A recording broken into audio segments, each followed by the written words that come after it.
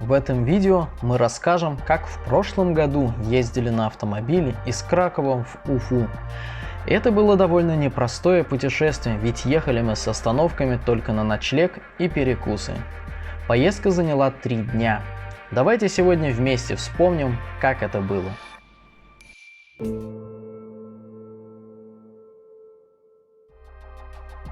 В Уфу мы выехали рано утром, так как хотели преодолеть этот путь в почти 3000 километров как можно быстрее. Поэтому решили останавливаться только на ночлег. За первый день путешествия нам удалось преодолеть почти 1200 километров, пересечь 2 границы и доехать до Смоленской области. На ночлег мы останавливались в городе Ярцево. В Польше мы ехали по уже знакомой трассе А4, без пробок и задержек. Далее дорога шла через уютные польские веси. Пограничный контроль с Беларусью довольно быстро прошли в Домачево. Это было утро буднего дня, и очередей не было вообще. Наша машина была единственной на КПП. Помню, с какой гордостью мы применяли те несколько фраз на польском, которые успели выучить за время пребывания в Польше. На белорусской стороне тоже не было проблем. Стражи границ были приветливыми и вежливыми. Минуя Брест, мы устремились к Смоленску по трассе М1, которая идет через всю Беларусь к границе с Россией. Дорога хорошая, не проходит через населенные пункты, на ней нет светофоров, а скорость ограничена 120 км в час, как на трассах в Польше.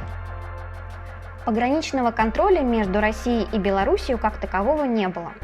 Российские пограничники только проверили паспорта, и этим дело ограничилось. И вот мы уже в России. Остановиться решили не в Смоленске. Для ночлега выбрали небольшой город Ярцево, чтобы не пришлось отдаляться от трассы. Дороги в Смоленской области тоже были очень хорошими, поэтому этот отрезок пути мы преодолели также быстро. Остановились в гостинице «Апельсин», удобно расположенной прямо рядом с трассой М1. В отеле нам все понравилось. Выспавшись и позавтракав, мы продолжили путешествие. Следующий ночлег был запланирован в Нижнем Новгороде. Когда мы прокладывали в навигаторе путь, то один из предложенных маршрутов пролегал через Москву. Времени на полноценное посещение города у нас не было, но мы когда-то здесь жили и решили увидеть Москву хотя бы проездом. Это было ошибкой. Уже подъезжая к городу, мы попали в первую пробку и поняли, что в Нижнем Новгороде будем только поздно вечером или ночью. Но проезжая через Москву, мы вспомнили то время, когда жили здесь, хотя сейчас уже смотрели на многие вещи совсем по-другому. После Кракова Москва показалась особенно огромной и подавляющей. Новые районы с высотками вызывали ужас. Очень бросалась в глаза большая плотность населения. И несмотря на многочисленные плюсы и возможности, которые дает жизнь и работа в Москве, мы убедились, что сделали правильный выбор, уехав отсюда. От Москвы до Нижнего Новгорода мы ехали по трассе М7.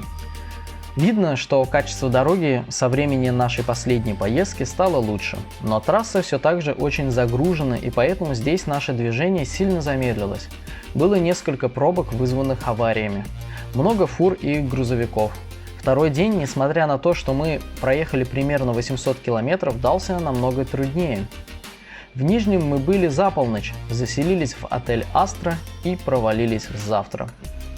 Отель нам тоже понравился, хотя найти въезд к нему было нелегко, и мы долго кружили по дворам рядом с отелем. Выспавшись и позавтракав, мы продолжили путешествие по трассе М7 до Уфы. Нам предстояло проехать почти 900 километров. Это был последний отрезок пути и 3-й сутки в автомобиле почти без остановок. Но нам хотелось уложиться в запланированное время, ведь в Уфе нас ждали родственники, друзья и много дел. В целом ничего особенного про этот день мы рассказать не можем, сказывалась накопленная усталость. Трасса была все так же загружена, под Казанью была большая пробка из-за ремонта дороги. В Уфу мы приехали далеко за полночь и легли спать. Про Уфу мы обязательно сделаем отдельное видео. Мы хотели сделать его в этом году, но ситуация в мире внесла в наши планы изменения. Мы не были в Уфе почти год, и за это время город не сильно изменился.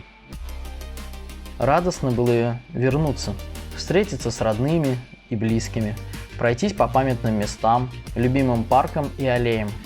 Ведь это место, в котором мы долго жили, и почти каждая улица, каждый уголок этого города хранит память о каких-то радостных моментах из нашей жизни. Правда, проживание в Кракове не прошло даром, и восприятие некоторых вещей изменилось. Сразу скажем, то, о чем мы говорим, характерно для большинства российских городов. Например, бросается в глаза, что в Уфе приоритет отдан автовладельцам. Расширяют дороги, рубят деревья, хотя Уфа всегда была довольно зеленым городом. Ситуация с велодорожками и пешеходными зонами печальная. Они, конечно, есть, но это не целостная инфраструктура. Скорее, отдельные островки или отрезки. Возможно, сейчас за год что-то поменялось. Посмотрим в наш следующий приезд.